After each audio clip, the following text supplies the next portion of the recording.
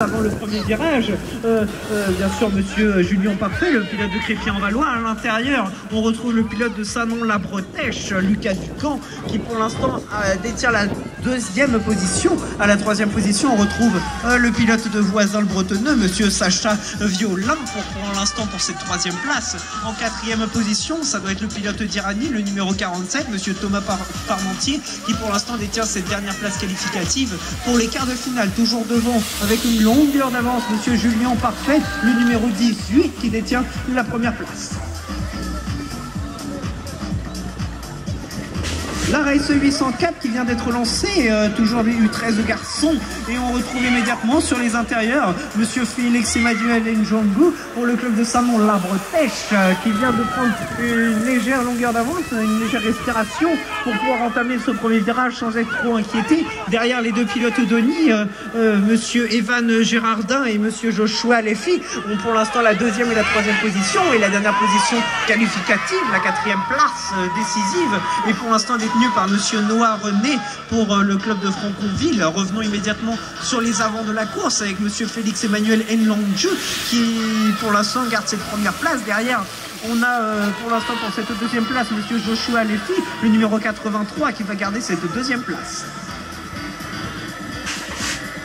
Allez, huitième de finale toujours chez les garçons U13, 4 places à aller chercher au passage de l'arrivée. Pour l'instant, c'est Archibald Coubaron, le pilote de Sanon, qui prend l'avantage. Derrière, on organise la poursuite avec Timothée Rabe, notamment le pilote de Boutigny en deuxième position. Thomas Costa, qui est là également pour Irani. Attention, la quatrième place, elle est très chère là-bas, mais pour l'instant, elle est sur les épaules de Timéo Toubas, le pilote de Torcy.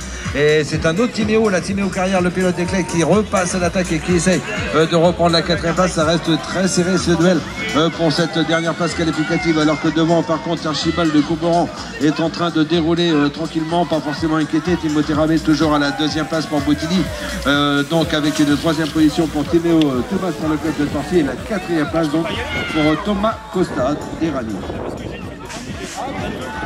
Encore un huitième de finale, toujours chez ces jeunes garçons U13, donc attention peut-être là, Malo touche au feu sur les intérieurs, et c'est lui qui va sortir en tête avec Anis Kennedy, le pilote de Sucy, en deuxième position. Massy qui est là également à la troisième place avec Jean Gingel.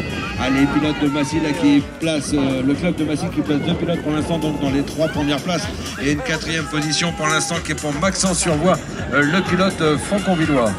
Devant donc toujours Massy en 1, ça n'a pas bougé de ce côté-là avec Malo touche au feu. La deuxième place, Anis Kennedy pour se survie. Troisième place maintenant pour Maxence Survoix là qui assure sa qualification avec la troisième place.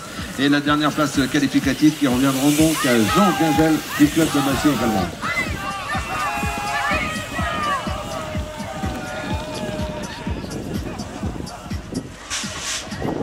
Huitième de finale, encore l'avant-dernier huitième de finale qui vient de s'élancer, où nous allons retrouver entre autres Kylian Barth là sur l'intérieur, le pilote de Sanon, et c'est lui qui produit l'effort et qui va prendre tout simplement la tête des opérations. Il y a une belle accélération dans cette première ligne de la part de Axel Kermana qui est venu récupérer la deuxième position. Gaspard Langlais pour Voisin le Bretonneux se place pour l'instant à la troisième place.